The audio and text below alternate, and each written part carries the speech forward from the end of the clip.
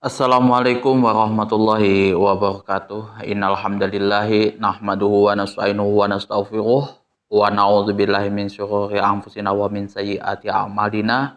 May yahdihillahu fala mudhillalah wa may yudlilhu fala hadiyalah. Asyhadu an la ilaha illallah wahdahu la syarikalah wa asyhadu anna Muhammadan abduhu wa rasuluh. Allahumma sholli ala sayyidina Muhammad wa ala ali sayyidina Muhammad kama sholaita ala sayyidina Ibrahim wa ala ali sayyidina Ibrahim wa barik ala sayyidina Muhammad wa ala ali sayyidina Muhammad kama barak ala sayyidina Ibrahim wa ala ali sayyidina Ibrahim fil alamin innaka Hamidum Majid. Rabbi shrah li sadri wa yassir li amri wahlul 'uqdatam min lisani yafqahu qawli amma ba'du.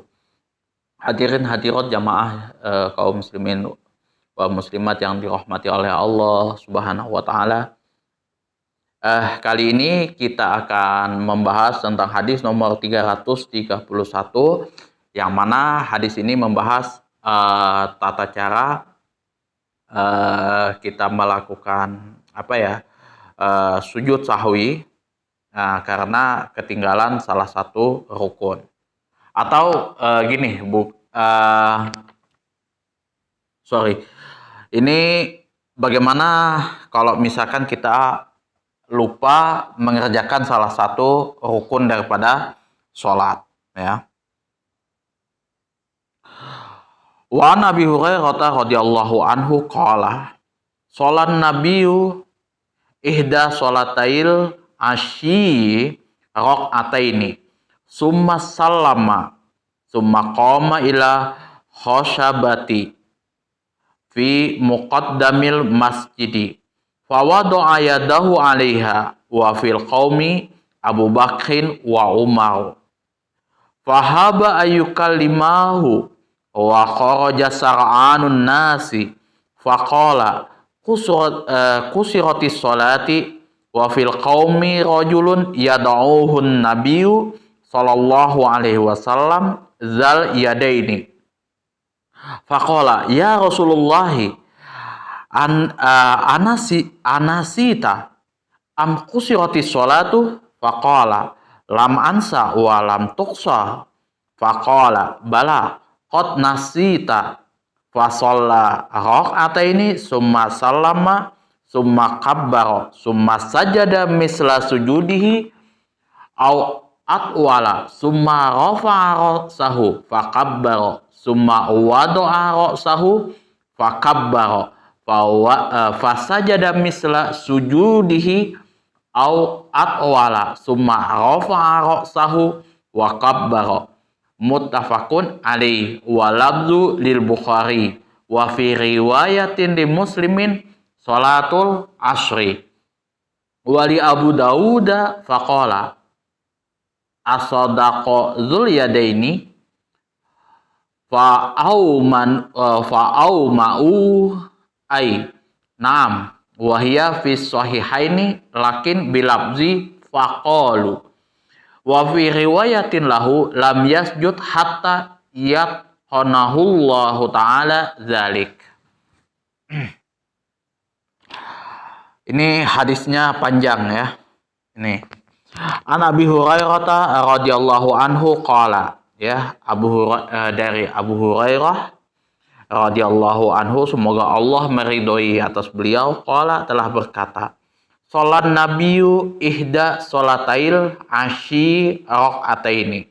Jadi Rasulullah Shallallahu alaihi wasallam melaksanakan sholat di salah satu dua sholat, di antara dua sholat pada sore hari. Summa salama, kemudian di sini Rasulullah Shallallahu alaihi wasallam melakukan salam, ya. Rasulullah ini salam. Summa qama ila khosabati. Kemudian Rasulullah Shallallahu alaihi wasallam berjalan menuju sebuah tonggak kayu fi muqaddamil masjidi, di depan masjid. Fawada'a yadahu alaihi, yang mana Rasulullah Shallallahu alaihi wasallam meletakkan tangannya di atasnya. Wa fil qaumi Abu Bakrin wa Umar. Sedangkan di antara kaum tersebut ada Abu Bakar dan Umar. Fahaba ayyukallimahu. Nah, sedangkan Abu Bakar dan Umar di sini segan mengatakan atau menegur Rasulullah Shallallahu Alaihi Wasallam. Wahoroja sar'anun nas. Kemudian orang-orang keluar masjid dengan tergesa-gesa. Wafil kaum Abu Bakar faqalu. Di sini maka orang-orang tersebut mengatakan kusiroti sholati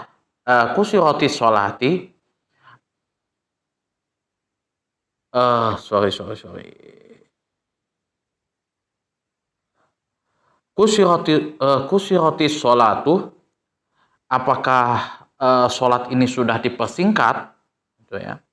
Wa fil qaum rajulun yad'uhun nabiyyu, dan di antara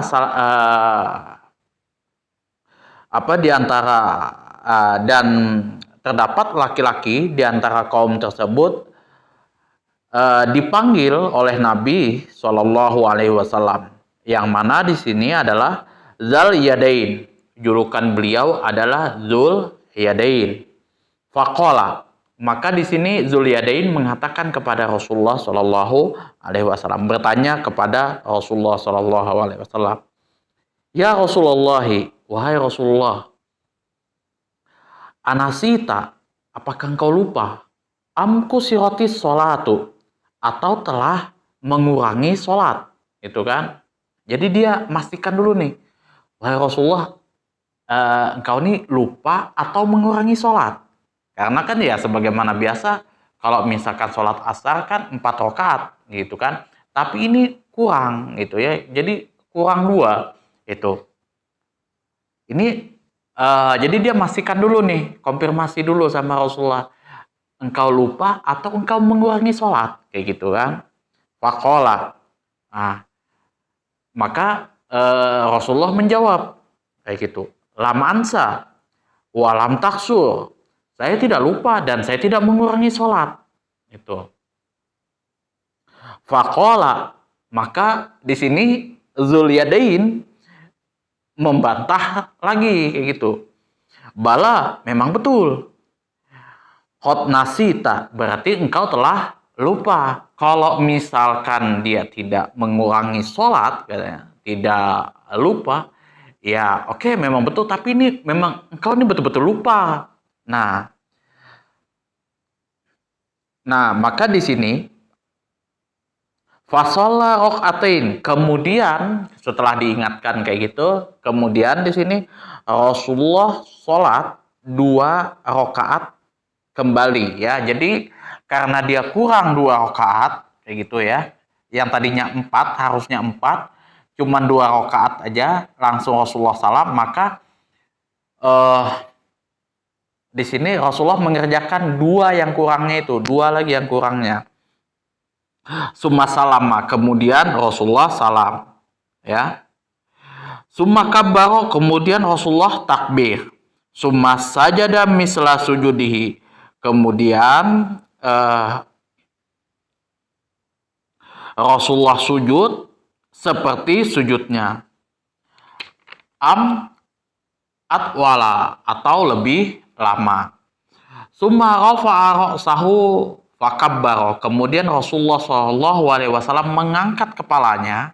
Jadi mengangkat kepalanya ini maksudnya itu bangkit dari sujud.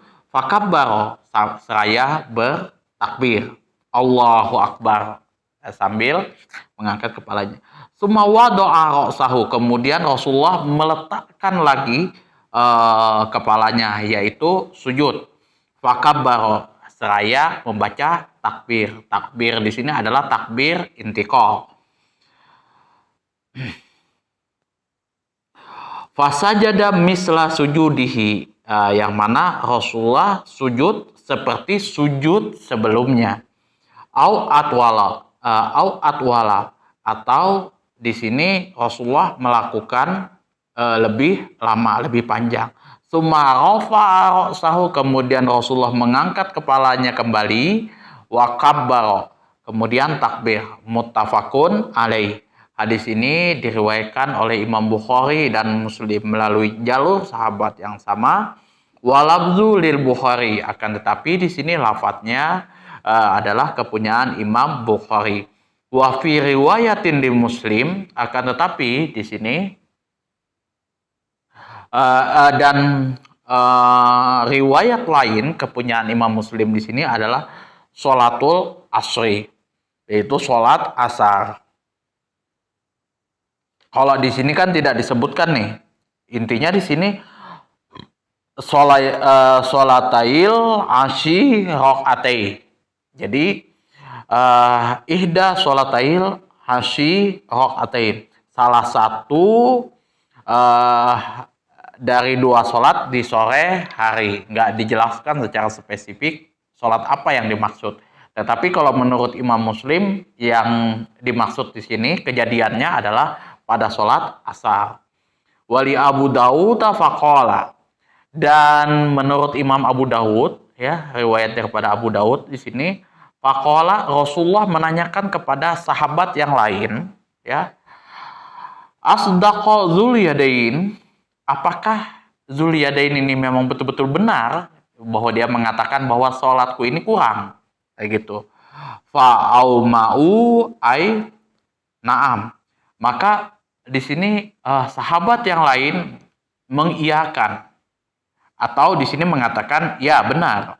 Wahia fis sahihain, dan di dalam kitab sahihain di sini lakin bilabzi faqalu, bukan fa'au ma'u, ya. Jadi lafadznya itu faqalu, bukan fa'au ma'u. Itu di dalam kitab sahihain. Wa fi riwayatin lahu, dan menurut riwayat yang lain yang diketengahkan oleh Imam Abu Daud, walam yasjud, dan Rasulullah Shallallahu Alaihi Wasallam tidak melaksanakan sujud hatta yaqnahullahu ta'ala zalik, sampai Allah meyakinkan Rasulullah Shallallahu Alaihi Wasallam atas kealfaan beliau, seperti itu. Jadi sudah diingatkan, Rasulullah juga nggak mau sujud kayak gitu, sampai diyakinkan oleh Allah Subhanahu wa Ta'ala bahwa beliau lupa dan mengurangi sholatnya, itu ya. Jadi ya di sini Rasulullah Shallallahu Alaihi Wasallam juga pernah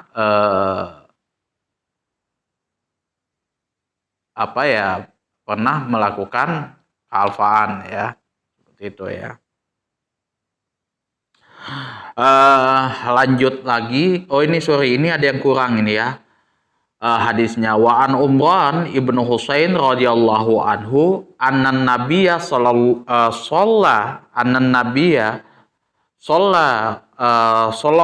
alaihi wasallam annan nabiyya sallallahu alaihi wasallam shalla bihim, ya, shalla bihim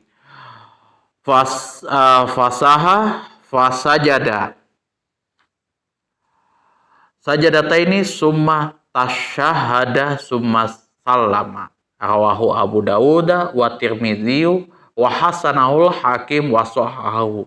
Nabi Shallallahu Alaihi Wasallam sholat bersama mereka, yaitu para sahabat, lalu beliau lupa, maka beliau melakukan sujud sebanyak 2 kali, kemudian membaca tasyahud, lalu salam. Riwayat Abu Dawud, Tirmidzi menilai hadisnya hasan dan Hakim menilainya sahih. Ini hadisnya berbeda dengan sebelumnya ya. Kalau sebelumnya itu Rasulullah Shallallahu Alaihi Wasallam melakukan sujud sahwi dulu, baru beliau melaksanakan sujud sahwi dulu, baru beliau salam. Nah, kalau di hadis ini Rasulullah salam terlebih dahulu, baru beliau sujud sahwi. Jadi Rasulullah itu melakukan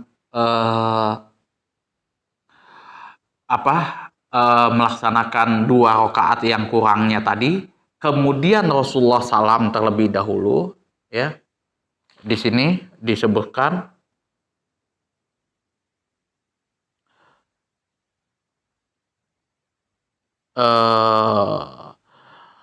fasolla rakaataini summa salama. Rasulullah melaksanakan 2 rakaat kembali, kemudian salam, kemudian Rasulullah takbir, sujud sebagaimana biasa. Nah, ini maksudnya itu sujud sahwi. Seperti itu ya. Jadi Rasulullah di sini salam dulu, melaksanakan 2 rakaat yang kurangnya, kemudian Rasulullah salam, baru melaksanakan sujud sahwinya. Seperti itu ya. Jadi di sini ada ada perbedaan antara hadis sebelumnya dengan hadis yang ini ya. Nanti kita akan bahas ya makna keseluruhannya, analisis lafadznya dan fikih hadisnya. Makanya tadi ada perbedaan pandangan ulama mengenai sujud sahwi, apakah dilakukan sesudah salam atau sebelum salam. Makna keseluruhannya adalah Rasulullah Shallallahu Alaihi Wasallam mengutus Nabi, Allah Subhanahu Wa Taala mengutus Nabi kita sebagai pentasyri ya, yaitu ya istilahnya menyampaikan syariat ya, dan juru penerang mengenai hukum-hukumnya ya. Di antaranya ialah sujud sahwi di dalam sholat. Nabi Shallallahu Alaihi Wasallam telah menjelaskan melalui perbuatannya. Misalnya ketika beliau lupa gitu, sekalipun lupa bukan berarti karena lalai dalam menghadap kepada Tuhannya, melainkan hanya semata-mata untuk mensyariatkan kepada umatnya dan untuk menjelaskan kepada mereka hukum agama mengenai perbuatannya. Jadi ada beberapa ulama yang mengatakan bahwasanya ini memang Rasulullah kelupaan nih. Tapi ada juga yang mengatakan bahwasanya ya ini bagian daripada rencana Allah Subhanahu Wa Taala untuk menjelaskan kepada umatnya ketika kita melakukan hal yang sama, maka hal seperti inilah yang harus kita lakukan. Misalkan kalau kita lupa mengerjakan yang wajib dari sholat, maka kita harus sujud sahwi. Kalau misalkan kita lupa rukun dari sholat, maka kita harus melakukan kekurangan daripada rukun tersebut, kemudian lalu mengerjakan sujud sahwi. Seperti itu ya syariatnya. Bukan berarti orang tersebut bego atau gimana atau malah diketawain gitu, tapi ya justru diingatkan kayak gitu ya.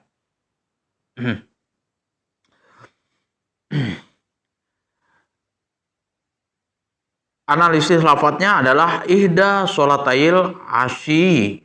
Nah, riwayat Imam Muslim menafsirkan dengan sholat asar. Al-asyi di sini ialah waktu antara tergelincir hingga terbenamnya matahari.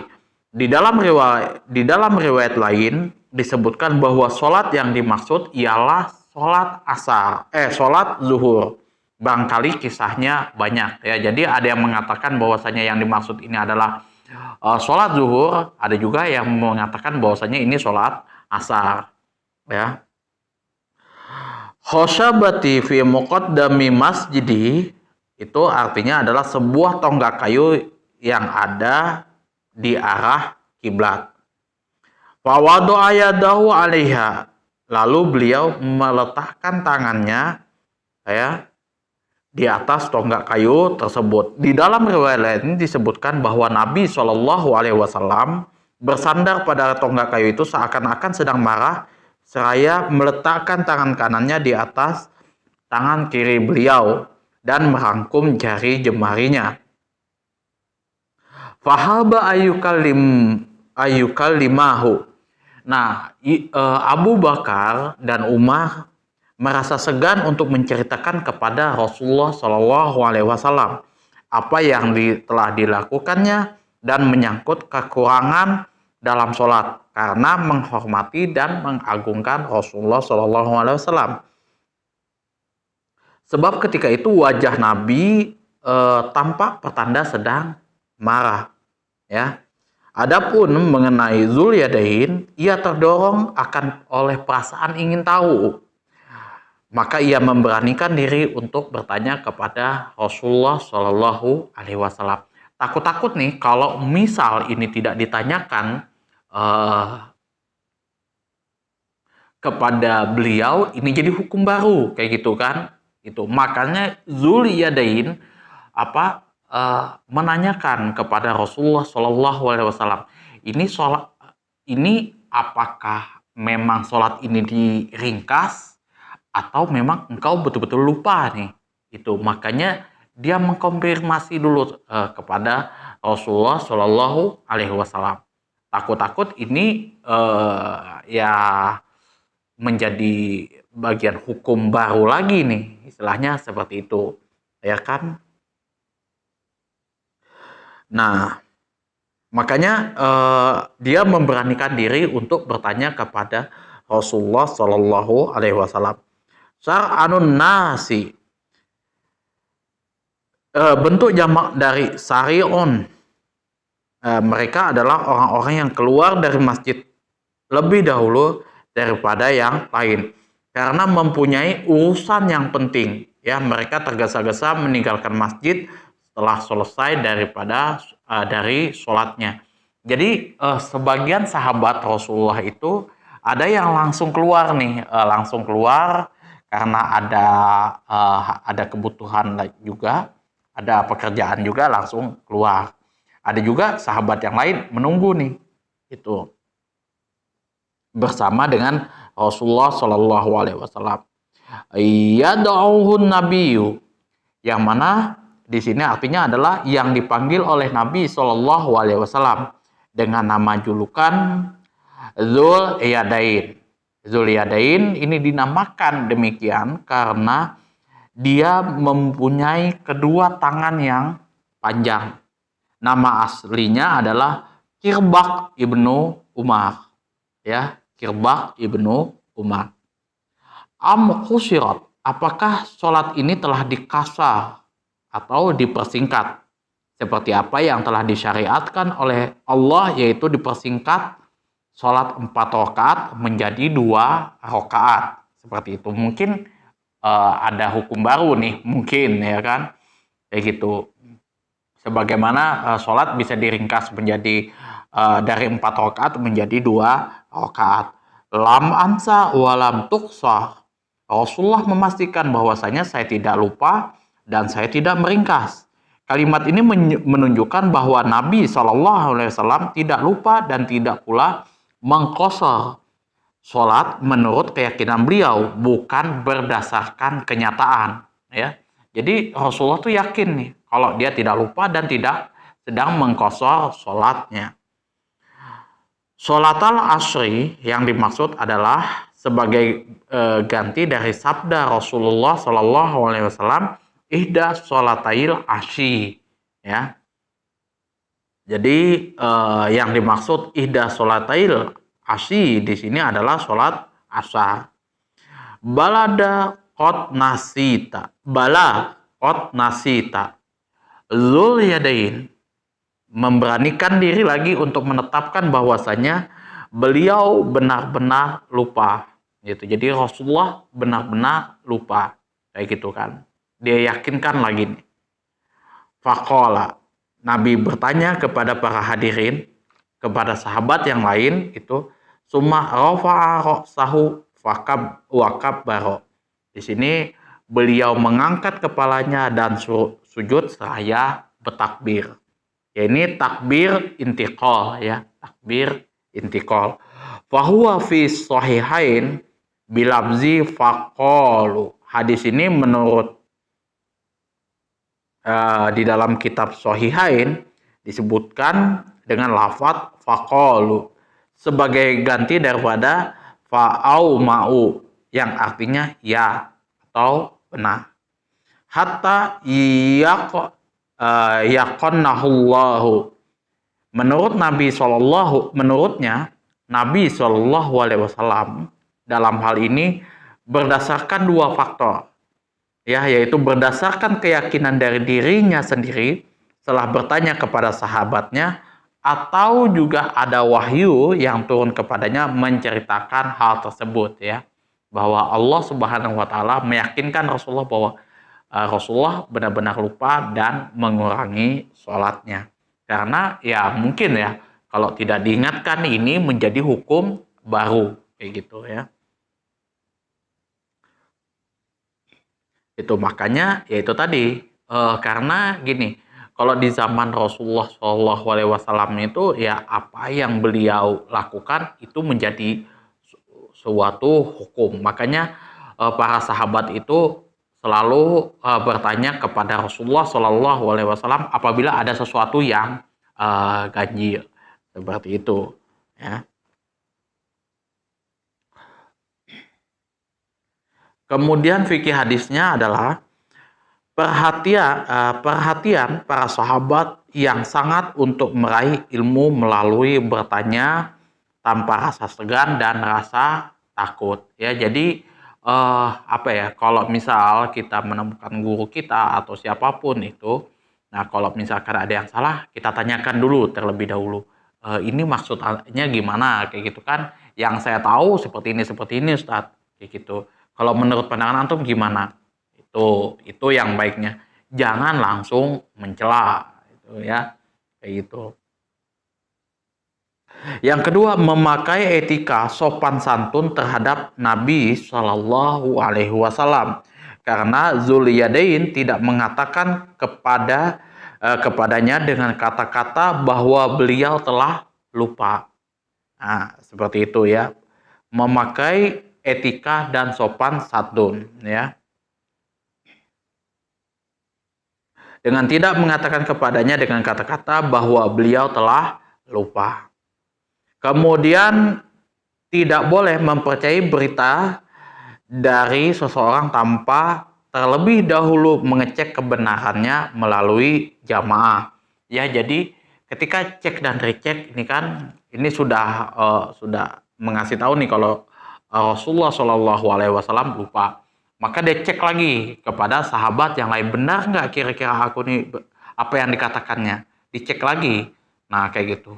Benar wahai Rasulullah, engkau lupa dan mengurangi sholat. Maka Rasulullah Shallallahu Alaihi Wasallam mengulang sholat, menambah dari apa yang kurang tadi, kemudian lalu sujud sahwi, gitu ya. Yang kelima, berbicara dalam sholat dengan sengaja adalah merusak dan membatalkan sholat. Tidak ada bedanya antara berbicara yang sedikit atau bicara yang banyak. Adapun pembicaraan demi hal kemaslahatan sholat itu sendiri tidaklah membatalkan. Hanya masalah ini masih diperselisihkan di kalangan para imam. Begitu juga bicara orang yang lupa ya, dan orang yang tidak mengerti bahwa berbicara dalam sholat itu termasuk membatalkan kepada sholatnya. Ya, jadi berbicara dalam sholat dengan disengaja itu membatalkan kepada sholatnya, kecuali itu berbicara untuk kemaslahatan sholat, dan ini masih ada perselisihan antara berbagai macam ulama ya itu. Yang keenam, boleh meneruskan sholat sesudah salam ya. Menurut Imam Syafi'i hal tersebut boleh apabila orang yang bersangkutan ingat kealpaannya dalam waktu yang dekat dan masih belum keluar daripada masjid. Ya, jadi belum keluar daripada masjid, kemudian ditegur oleh ya mungkin teman kita kayak gitu, baru kita melakukan sholat yang tertinggal tersebut ya, melakukan rukun yang tertinggal tersebut, itu tidak ada masalah. Menurut Imam Syafi'i, sebagian imam mengatakan bahwa boleh meneruskan sholat secara mutlak ya.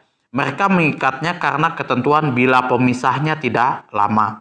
Sedangkan sebagian di antara mereka mengatakan boleh meneruskan sholat sekalipun pemisahnya lama, selagi wudhu orang yang bersangkutan belum batal.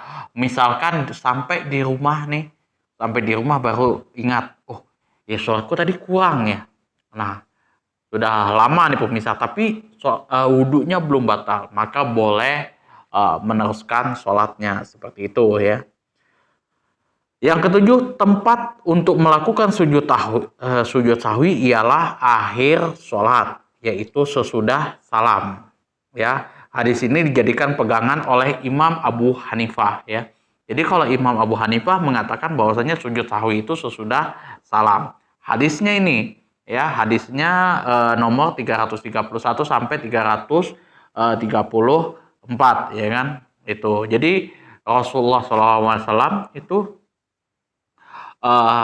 mengganti meneruskan sholatnya tadi yang kurang, kemudian Rasulullah salam terlebih dahulu, baru beliau sujud sahwi. Itu urutan hadisnya yang diriwayatkan oleh Abu Hurairah. Inilah yang menjadi pegangan daripada Imam Abu Hanifah. Yang kedelapan adalah ada kalanya Nabi SAW pun lupa dalam perbuatannya demi mensyariatkan kepada umatnya, sebagaimana yang telah disabdakan oleh beliau dalam hadis yang lainnya. Innani la ansa walakini unassa li asunna li asyra'a. Sesungguhnya aku tidak lupa, melainkan aku dilupakan untuk membuat syariat. Itu ya. Jadi Rasulullah SAW itu tidak benar-benar lupa, tapi memang dia dibuat lupa oleh Allah Subhanahu wa taala untuk syariat, dijadikan syariat kepada umatnya, bahwa kalau misalkan umatnya lupa dalam sholatnya, ya seperti inilah yang mesti harus dilakukan. Yang kesembilan adalah melakukan takbir untuk sujud sahwi dan melakukan salam sesudahnya. Sebagian imam mengatakan bahwa orang yang bersangkutan melakukan salam 2 kali, ya, dan merupakan pendapat yang sahih untuk membedakan dengan salam yang biasa. Sebagian lain mengatakan bahwa salam dilakukan hanya sekali ke arah kanan tanpa salam ke arah kiri. Jadi ada yang mengatakan bahwasanya salam ini dilakukan sekali, ya, sekali. Jadi assalamualaikum warahmatullahi wabarakatuh. Udah. Untuk membedakan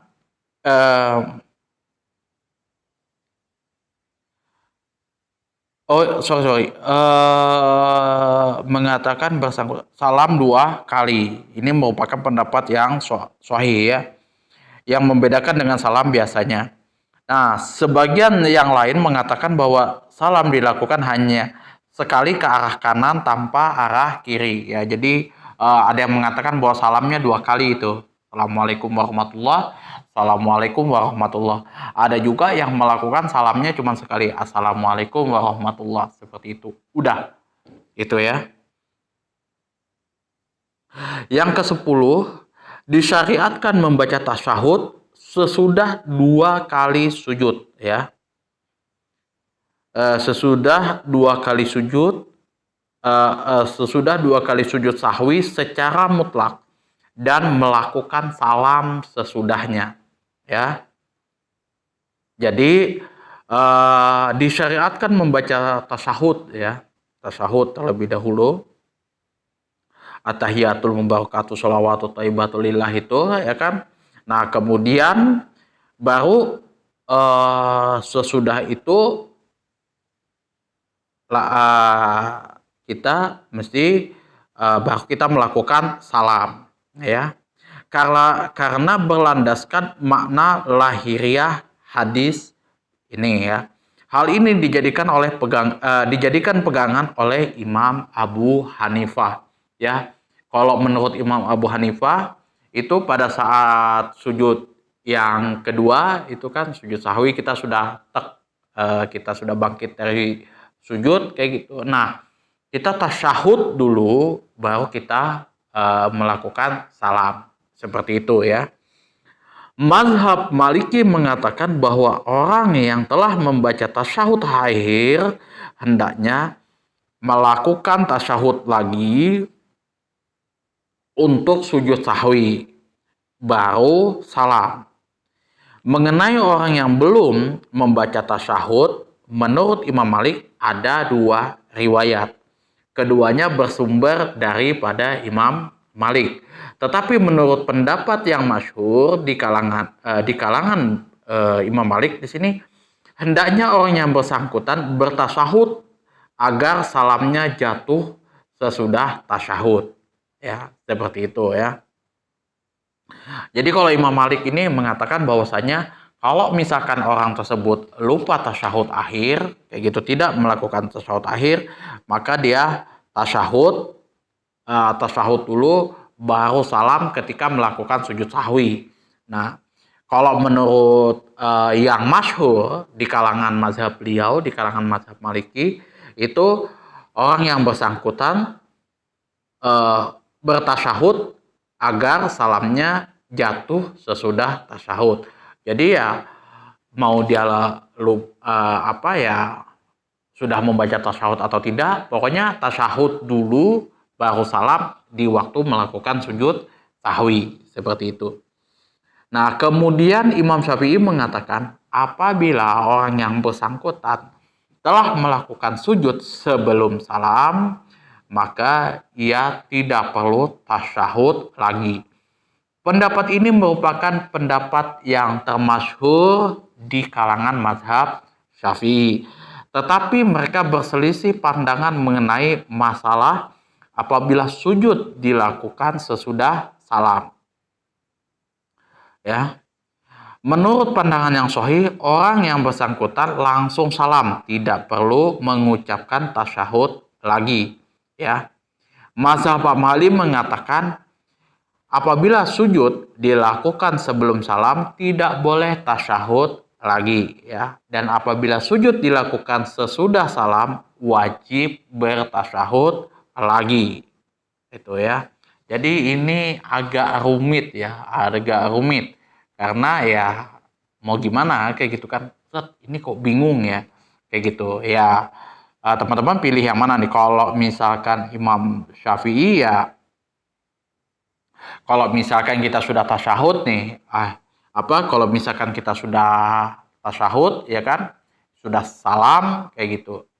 Nah, sudah salam. Nah, itu kan sudah salam kayak gitu. Nah, kemudian kita kelupaan misal dua rakaatnya nih. Nah, maka ya kita lakukan tasyahud tadi di ini tadi ya, di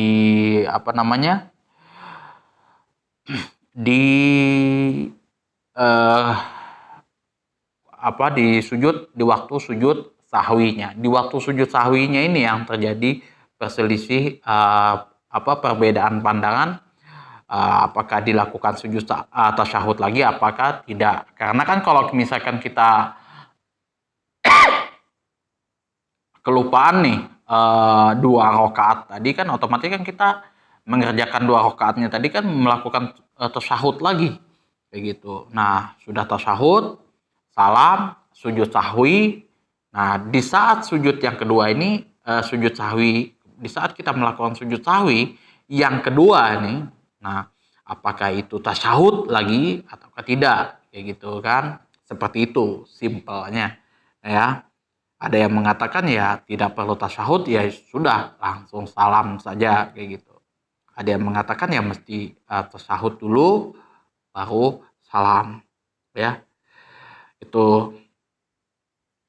Yang ke-11, niat keluar dari sholat dan memutuskannya apabila berlandaskan kepada dugaan telah sempurna untuk menjadikan sholatnya batal bila telah salam. Ya, itu tadi pembahasannya ya, panjang lebar kita membahasnya, mungkin entah ada berapa menit kayak gitu ya. Itu. Dan ini memang pembahasannya agak jelimet ya. Mungkin kalau teman-teman yang baru mendengar ini kok rumit ya, tapi memang seperti itulah pandangan para ulama, penjabaran dari para ulama itu di dalam menetapkan suatu hukum.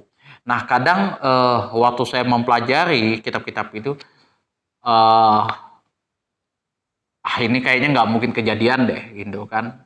Ini nggak mungkin deh kejadian. Tapi ternyata setelah beberapa lama baru ingat, oh ternyata kejadian juga kayak gitu. Makanya kalau misalkan teman-teman mempelajari kitab itu, apa yang sudah dijabarkan oleh para ulama itu betul-betul teman-teman pahami terlebih dahulu. Jangan sampai disepelekan, karena mungkin nggak kejadian sama kita tapi kejadian pada orang lain dan ditanyakan kepada kita kayak gitu. Kadang ya sudah nih matang-matang nih aku memahami apa segala macam, ujung-ujung ada yang nanya kan nih, oh ternyata aku masih lupa kayak gitu ya, kayak gitulah. Dan mesti harus buka kitab itu, ya kan. Dan rata-rata sih beberapa keluarga dan teman saya itu kalau menanyakan sesuatu itu pasti nanyakan kitab, dan biasanya saya juga pending terlebih dahulu baru saya tunjukkan kitab-kitabnya seperti itu. Jadi teman-teman saya dan keluarga-keluarga saya itu bisa lebih yakin lah seperti itu. Oh ini kitabnya di sini, di sini, di sini, pandangan ulama di sini. Dan biasanya kalau misal mereka menyanggah pun juga ada, gimana Mas Sohim kalau di dalam kitab ini seperti ini, seperti ini, seperti ini mengatakan kayak gitu. Ya itu kita bisa sharing, bisa mengetahui keluasan keluasan mazhab seperti itu. Kadang ya ada beberapa hukum yang memang susah untuk dipertemukan kayak gitu kan. Dan ulama sulit menemukan ini ya suatu hukum. Contoh misal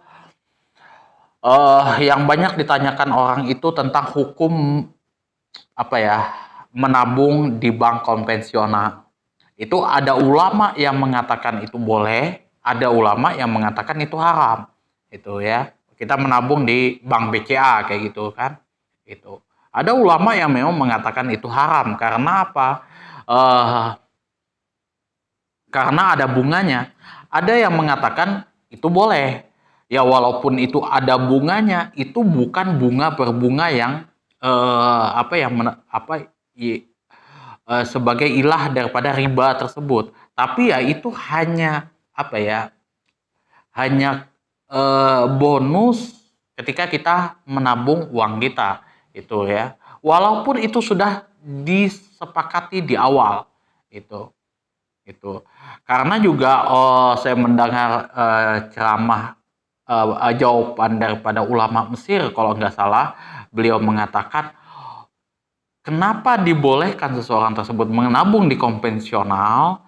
Karena apa? Uang kita itu terkena inflasi. Nah, terkena inflasi.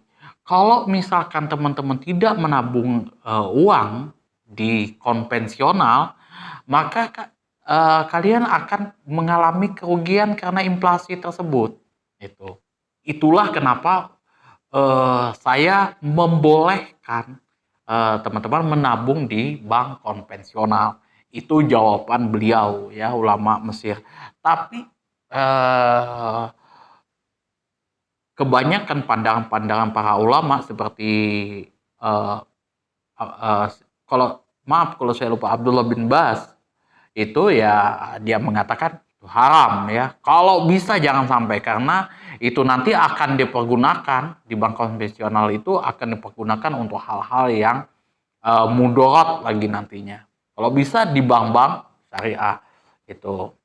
Ya itu salah satu perbedaan pandangan ulama ya di dalam menetapkan hukum. Tergantung teman-teman mau pilih yang mana dari semua pandangan ulama. Itulah keluasan mazhab masalah ini ya. Kadang kita bingung ini yang mana yang benar ya. Satu ulama ini kuat juga dasar hukumnya, satu juga kuat dasar hukumnya kayak gitu. Argumentasinya sama-sama kuat kayak gitu kan. Gitu. Ya,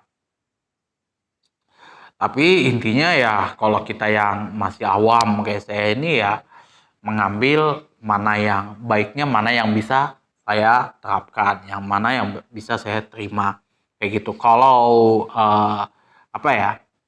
kalau saya tuh Ya, kayak misalkan saya nabung di bank BCA ya nggak ada masalah.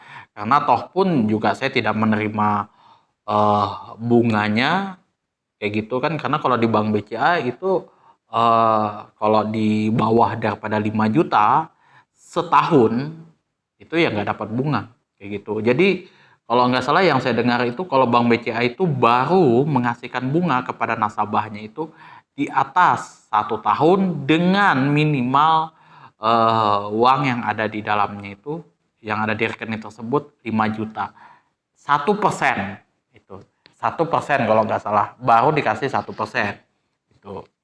Sedangkan dalam 1 tahun itu inflasinya kita lebih daripada itu. Ya itulah mulai dari awal ya, mulai dari bab hadis pertama sampai hadis nomor 334 itu kita sudah membahas tentang perbedaan-perbedaan pandangan daripada ulama di dalam menetapkan suatu hukum. Mudah-mudahan teman-teman bisa mendapatkan manfaat ya dari apa yang sudah kita bahas di sini, bukan untuk memperuncing dari bukan untuk memperuncing suatu masalah, bukan untuk membenturkan antara ustadz yang satu dengan ustadz yang lain, tapi bagaimana kita mengambil manfaat daripada keluasan mazhab tersebut. Kita mungkin kondisi tidak bisa mengambil pandangan yang satu, kita bisa mengambil pandangan yang satu itu. Ya, terserah teman-teman, saya tidak mewajibkan teman-teman untuk mengambil satu mazhab Syafi'i saja. Karena kalau teman-teman seperti itu, payah juga teman-teman nanti. Kayak gitu kan. Itu saja yang dapat saya sampaikan, kurang dan lebihnya saya mohon maaf yang sebesar-besarnya apabila ada kesalahan kata-kata saya, mungkin ada yang menyinggung hati teman-teman semuanya, seperti itu. Kemudian apabila ada saran, kritikan, masukan, dan juga pertanyaan, teman-teman bisa atur di kolom komentar akhir kalam. Wabillahi taufik wal hidayah. Wassalamualaikum warahmatullahi wabarakatuh.